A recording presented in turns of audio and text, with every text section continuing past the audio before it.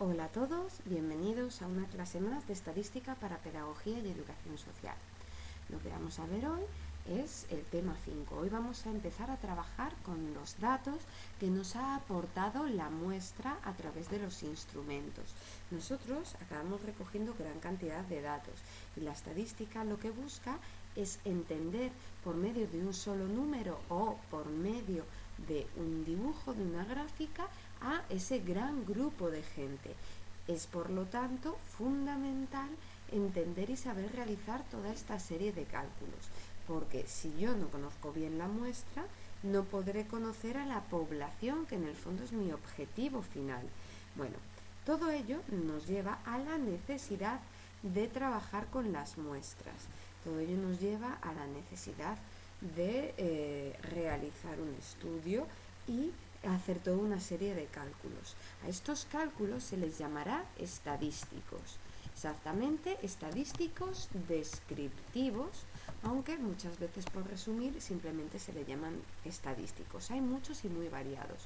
Por eso se ha llegado a clasificar los estadísticos en dos grandes grupos.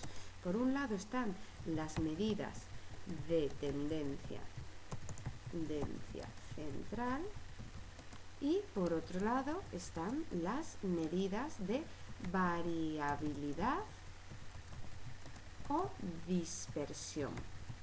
Las medidas de tendencia central, por su parte, lo que buscan es hacernos conocer, presentarnos a los individuos promedio, los individuos prototípicos, los individuos normales, mientras que las medidas de variabilidad y dispersión, por su parte, buscan lo contrario, hacernos conocer a los individuos más extraños, a los individuos que no son normales, ¿vale? A los que están fuera de rango o directamente explicarnos si el grupo es muy homogéneo o muy heterogéneo, las características generales del grupo en su conjunto. Bueno, para entender esto lo mejor es representarlo en una gráfica que se llama la gráfica de campana de Gauss o curva normalizada. Esta campana de Gauss o curva normalizada nos muestra cómo se debería representar cualquier variable, cualquier característica en una situación prototípica, en una situación normal. En cualquier situación normal, los datos se deberían de distribuir de esta manera. Para entenderlo bien, lo mejor es a través de la historia de su creación. Esta gráfica fue creada por un chico que se llamaba Gauss, se apellidaba Gauss, y en esa época estudiaba en el instituto. Era un chico con altas capacidades y, como muchos chicos con altas capacidades, tenía muchos problemas en el instituto. Que en esa época era la escuela superior, porque era de 1800 y algo. Este chico, Gauss, tenía un problema con las matemáticas especialmente, lo que es curioso, ya que a este chico se le conoce actualmente como el príncipe de las matemáticas. Y suspendía siempre matemáticas. El profesor, por cierto, que tenía era otro matemático bastante reconocido para la época, que también contó esta historia desde su punto de vista, pero en ambos coincidían prácticamente al 100%. Lo que le pasaba a Gauss es que se aburría en clase, lo típico.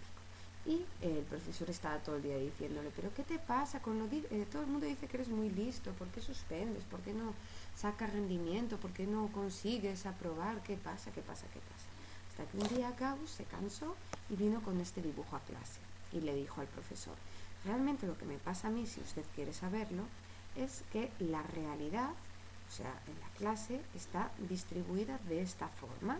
Si nosotros hablamos de inteligencia, la clase está distribuida en inteligencia baja, media y alta. La mayoría de la gente se encontrarán en el centro exacto o cerca de este centro, en la parte de la campana. Aquí las medidas de tendencia central serán representadas en una situación normal por esta gráfica, esta línea que se llama eje de simetría, porque divide a la campana en dos partes exactamente iguales. entonces dos partes simétricas. En una situación normal, la media, la mediana y la moda coincidirán en este punto, en este mismo punto. Y estas tres, media, mediana y moda, serán las medidas de tendencia central o medidas de tendencia central que existen. ¿Vale? No hay más medidas de tendencia central. Sin embargo, las medidas de variabilidad o dispersión son muchas más. Gauss continuó diciendo, bueno, los individuos normales están en el centro o cerquita del centro, pero también hay individuos que están muy por encima de la mayoría del grupo, de la media del grupo. A mí me pasa eso, yo estoy en el extremo superior en inteligencia y claro, a mí me cuesta mucho seguir la lógica de las personas que se encuentran mucho más por debajo, y eso es lo que le pasa a usted, que usted se encuentra aquí en la parte inferior de la campana de Gauss, y por eso a mí me es imposible entenderle. Como no soy capaz de entenderle, pues ese es nuestro gran problema, que yo jamás podré entenderle a usted porque usted nunca llegará a tener mi inteligencia. Sobradas aparte, porque era bastante prepotente, como podemos comprender, Gauss, y por supuesto no aprobó ese año, realmente tenía una razón en ciertos aspectos. El aspecto en que tenía razón es que en una situación normal el mundo se distribuye siguiendo este formato. En cualquier característica habrá individuos promedio, individuos normales, que serán la mayoría y que se encontrarán en la chepita de la campana, pero según nos vamos alejando a los extremos, habrá menos gente hasta llegar al punto del valor más alto y al valor más bajo. En estos dos valores claramente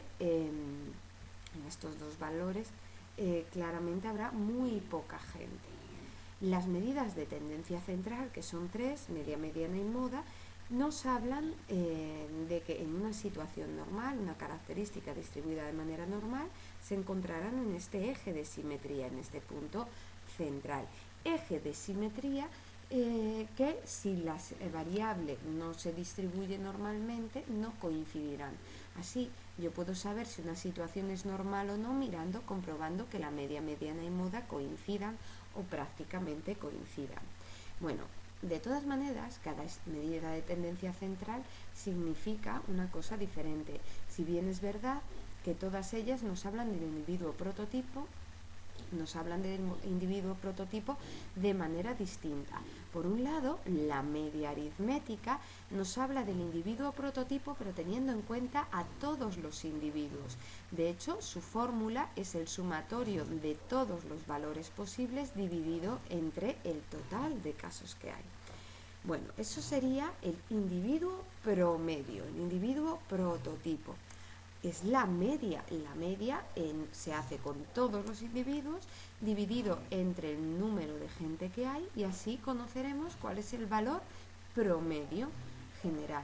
Después está la moda. La moda es el valor que más se repite, el valor que más gente ha cogido, que más gente tiene igual. Por lo tanto, se consigue simplemente mirando la frecuencia absoluta que nos dice el número de veces que se repite un valor. Y por último estará la mediana. La mediana lo que me indica es cuál es el valor que se queda en el medio si los valores son ordenados de más pequeñito a más grande, y buscamos saber cuál es el que se queda en el medio y deja la misma cantidad de gente a la derecha que a la izquierda. Cuando trabajamos en este caso podemos llegar a tener un problema, que es con los valores pares. Porque ¿qué pasa? Con los valores pares no habrá un único valor que deja a la mitad de gente a la derecha y a la mitad de gente a la izquierda, sino que tendrán que ser dos los valores centrales que dejan la mitad de gente a la izquierda y la mitad de gente a la derecha. Pero bueno, eso se resuelve en la práctica. Estas serían las medidas de tendencia central o medidas centralizadas, también le pueden llegar a llamar, aunque es más raro. Por otro lado, estarán las medidas de variabilidad o dispersión. A estas ya no les interesa el individuo prototipo, sino que le interesa cómo está distribuido el grupo de manera general o cómo está distribuido, o cómo de homogéneo o heterogéneo es el grupo. Estas medidas de variabilidad o dispersión se suelen representar, la mayoría de ellas, por esta línea horizontal que estoy dibujando yo ahora. Esta línea horizontal representa la varianza, la desviación típica, desviación media y la mayoría de las medidas de tendencia central o medidas de la mayoría de las medidas de variabilidad o dispersión, teniendo en cuenta que esta línea lo que nos indica es si un grupo es homogéneo o un grupo es heterogéneo. Hay muchas y muy diversas medidas de variabilidad o dispersión. A ver, de entre las que hay, algunas las tendréis que saber calcular y otras tenéis que saber simplemente entenderlas e interpretarlas. De entre las que tendréis que saber calcular estará la desviación típica y la varianza. Estas dos nos hablan de los individuos promedio, de si un grupo es homogéneo o heterogéneo. Es lo único que nos hablan estas. Si son muy homogéneos o muy heterogéneos, si el grupo está muy desperdigado o está todo muy agrupadito. En el fondo hablan de lo mismo, dicen lo mismo. La diferencia que hay entre una y otra es que la desviación típica es una S y la varianza es una S al cuadrado, o sea que el resultado va a ser el mismo, lo que pasa que uno está al cuadrado y el otro no. Si yo tengo una desviación típica de 2, significa que tengo una varianza de 4. Y si tengo una varianza de 9, para conseguir la desviación típica solo tendré que hacerle su raíz y veré que es 3. En el fondo, como son lo mismo, la única diferencia que hay es la utilidad que se hace de cada una de ellas. La varianza se utiliza para los cálculos más complejos de todos. Se realiza para hacer cálculos de inferencia estadística, mientras que la desviación típica se utiliza para cálculos más sencillos y para interpretación de los resultados. Otras medidas que tenéis que saber calcular será la amplitud y recorrido, que nos indica de dónde a dónde van los valores posibles, y también tendréis que calcular el coeficiente de variación. Este coeficiente de variación lo que busca es poder comparar a varias muestras diferentes. Busca comparar varias muestras diferentes para saber cuál es la más homogénea y cuál la más heterogénea. De entre los que no tendréis que saber calcular, pero sí que vais a tener que saber interpretar, son los cálculos de asimetría y los cálculos de kurtosis. Estos ya explicaré ahora qué son. La asimetría, para ello voy a quitar lo que está, voy a solo quitar, no voy a cortar todo, voy a quitar los datos que están aquí porque si no, no me va a entrar, ¿vale? Ahora mismo os lo explico gráficamente. La asimetría ocurre cuando mis muestras ya se han demostrado que no son normales. Pensemos que en una situación normal la media, mediana y moda deben de coincidir. El punto que divide la muestra en dos partes iguales y el valor promedio tienen que estar en el mismo sitio y tiene que ser a la vez el valor que más se repite. Pero hay veces que no ocurre eso. Eso sí pasa porque todo el grupo está agrupado a un extremo o tiende por lo menos a estar más hacia un lado que hacia otro. Cuando ocurre eso, ya mi muestra no es simétrica, no tendrá un eje de simetría. Y por lo tanto tenemos lo que se conoce como una asimetría. Hay dos tipos de asimetría. La primera es la asimetría positiva y la segunda es la asimetría negativa, que os explicaré la semana que viene en un vídeo, con lo cual no vamos a trabajar más con ello, simplemente que os empiecen a sonar. Yo, para saber si mi muestra no es simétrica, tendré que hacer este cálculo de asimetría.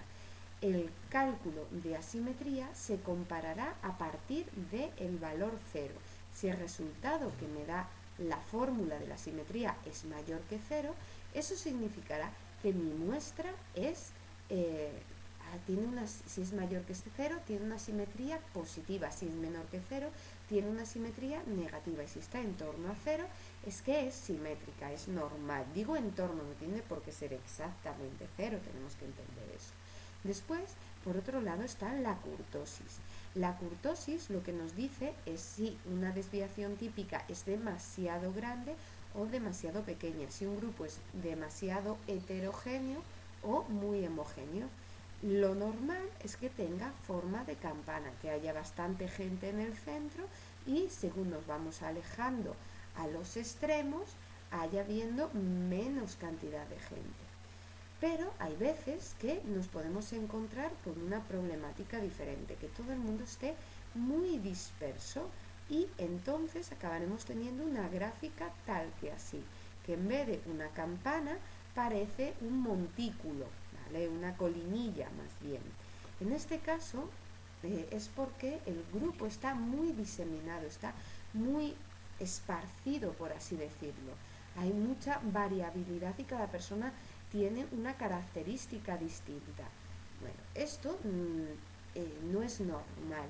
¿Y cuándo ocurrirá? Bueno, ocurre cuando yo hago el cálculo y el resultado que me da esta fórmula, que es bastante compleja, es más pequeñito de 0,263. En este caso no se mide a partir de 0, se mide a partir de 0,263. Y mucha gente me ha dicho, ¿y por qué 0,263?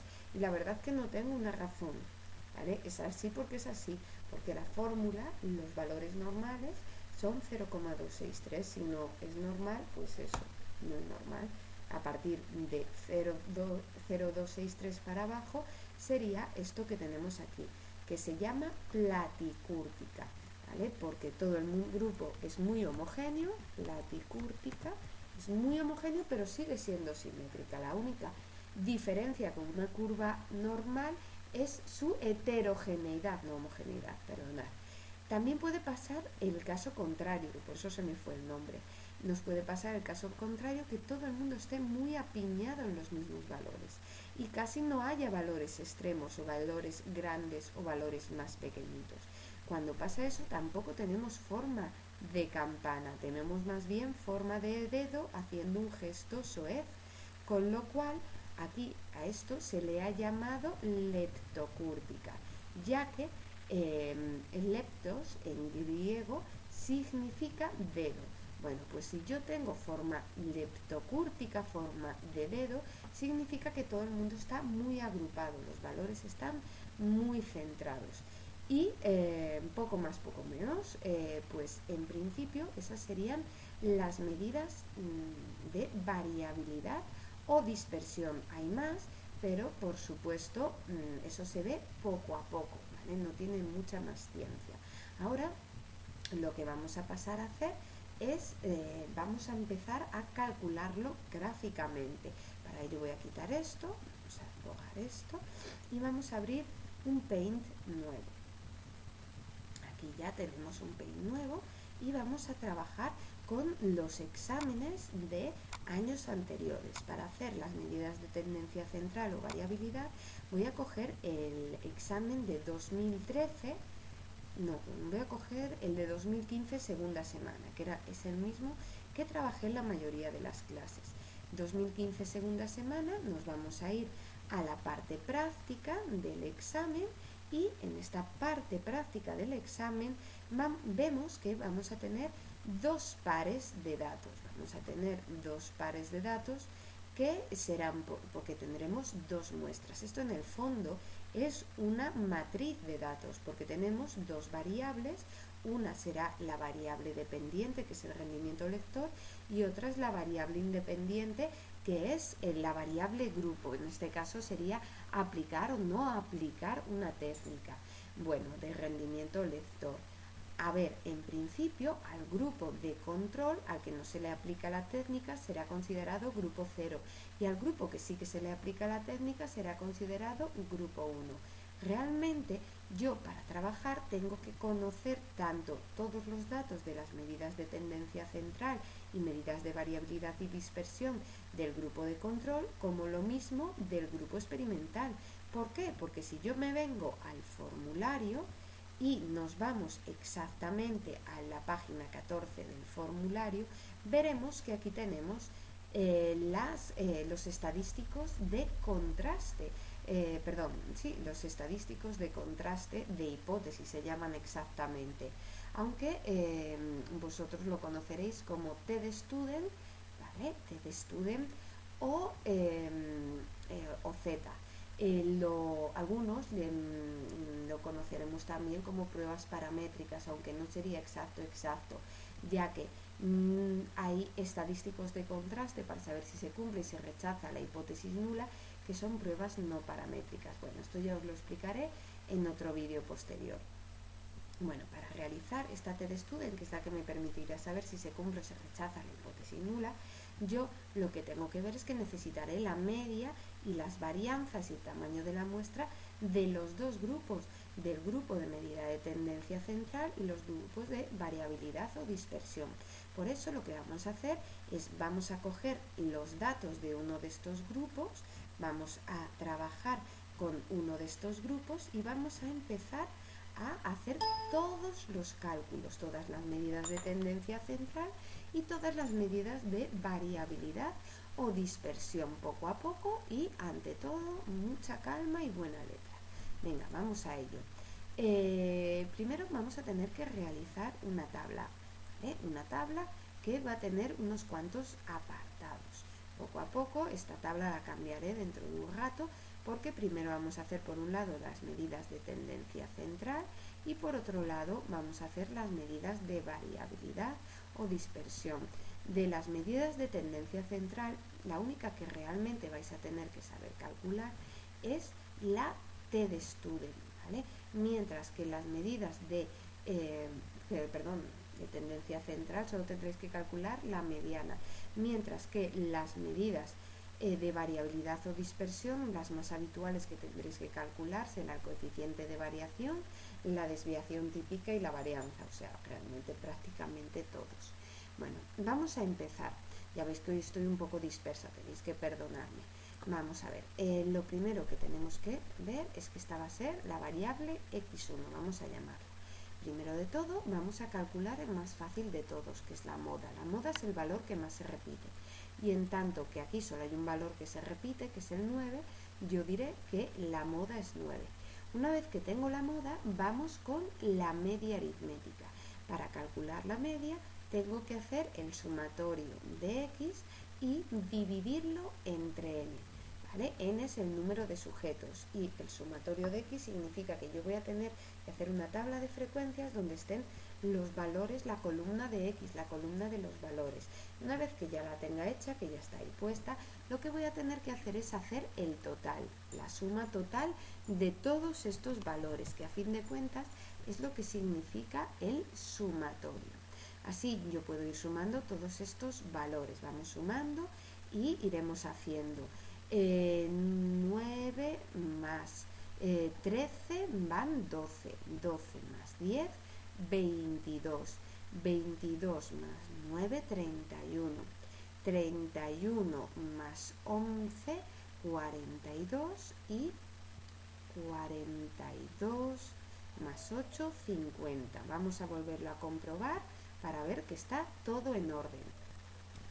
Ya me parecía a mí que me había comido algún número. La suma de todos estos valores da 60. Pues eso es lo que vamos a poner aquí. Vamos a poner 60, si me deja escribir, claro, se lo agradecería. Y ahí tenemos 60.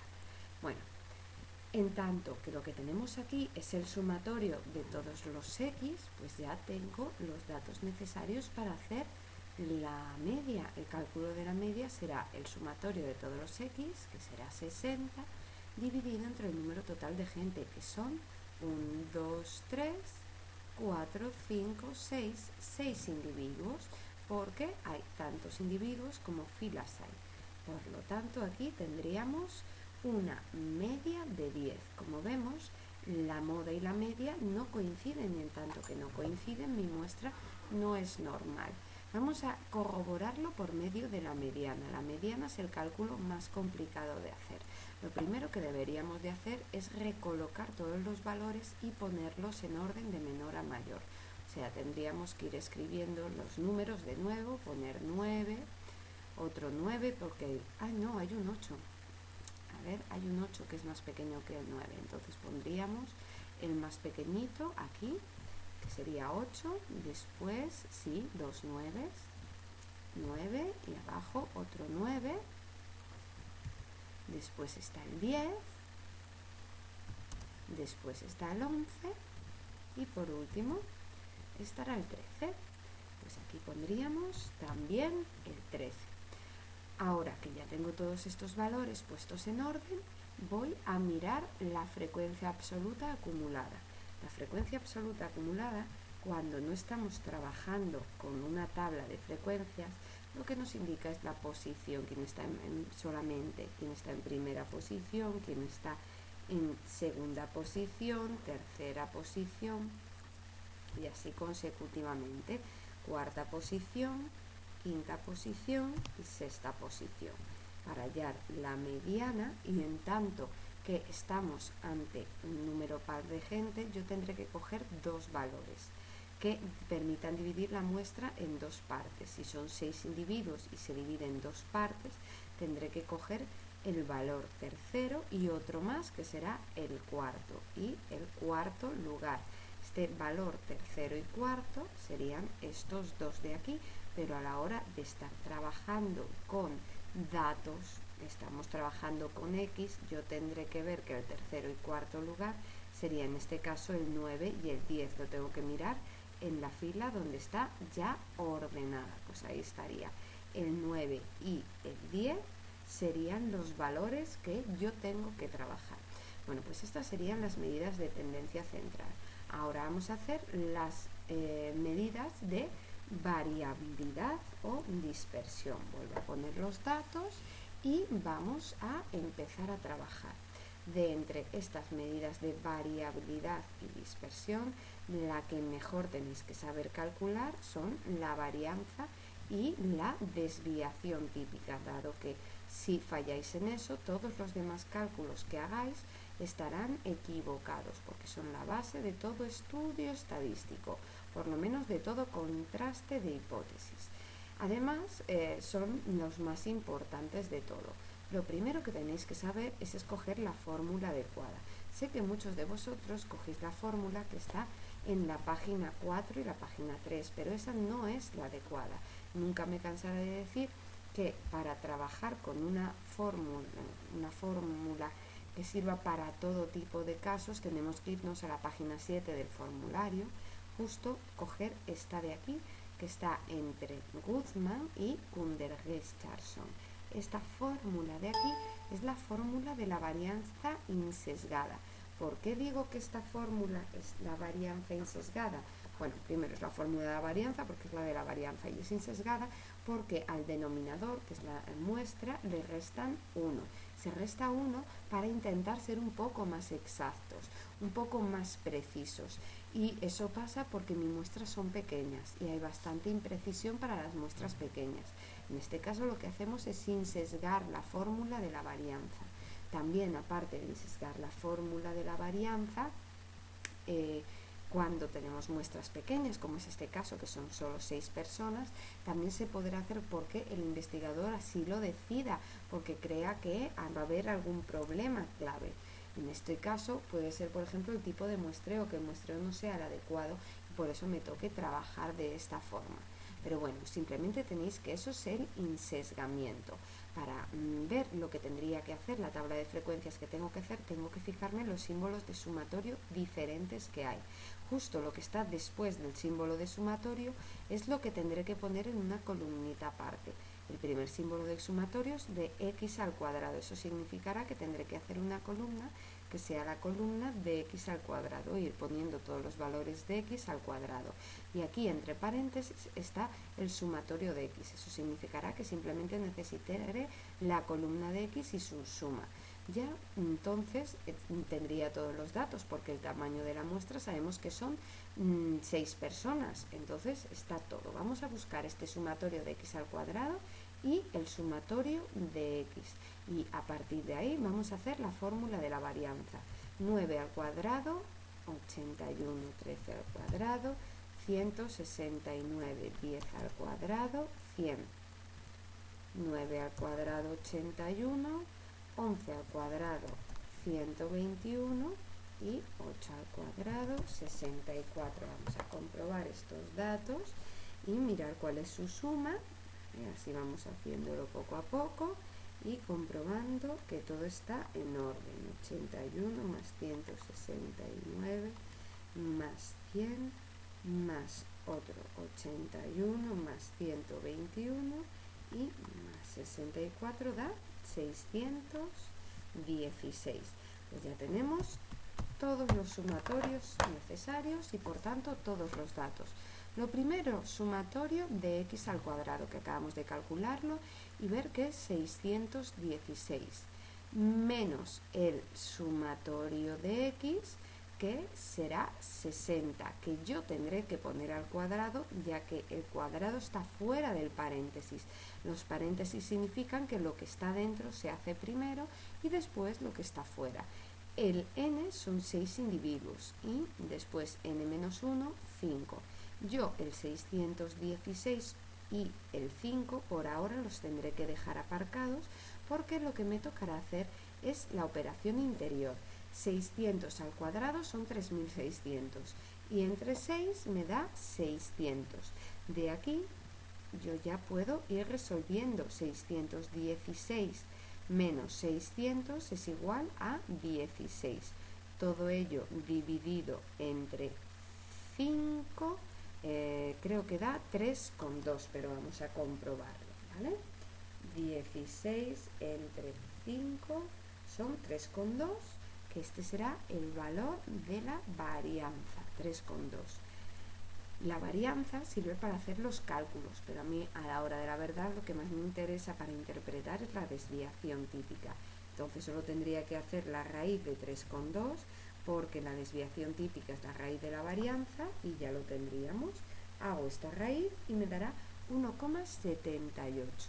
Esta será mi desviación típica. La amplitud y recorrido me servirá para entender estos valores. La amplitud y recorrido es de dónde a dónde van todos los valores posibles. De aquí tengo que coger la x mayor, el valor mayor, ¿vale? Y restarle el valor más pequeñito para después sumarle 1. Así, en este caso sería el valor más grande, que es 13, menos el valor más pequeñito, que es 8, que me quedaría 5, y al que le sumo 1 me daría 6. Para poder utilizar este valor como forma de interpretar la desviación típica, yo a esta amplitud o recorrido la divido en 5 partes, porque en una muestra normal habrá 5 partes, una de individuos normales, una de individuos normales un poquito altos, otra de individuos raros muy altos, otra de individuos normales pero bajos y otra de individuos raros pero por lo bajo. Si hay 5 grupos reales así, a este 6 lo divido entre 5 y me dará 1,2. Este sería el valor ideal que debería de tener una desviación típica. Aquí tengo 1,79. Esto me indica que es un poco diverso el grupo, pero tampoco nada extremo. Hay menos de un punto de diferencia, no es nada exageradamente diverso. Pues bueno, ahí ya tendría una forma de interpretar y saber valorar una desviación típica. Simplemente necesito compararla con la amplitud y recorrido que me indica de dónde a dónde van todos los valores posibles. Ahora que ya tengo hecho esto, podría intentar entender qué es el coeficiente de variación.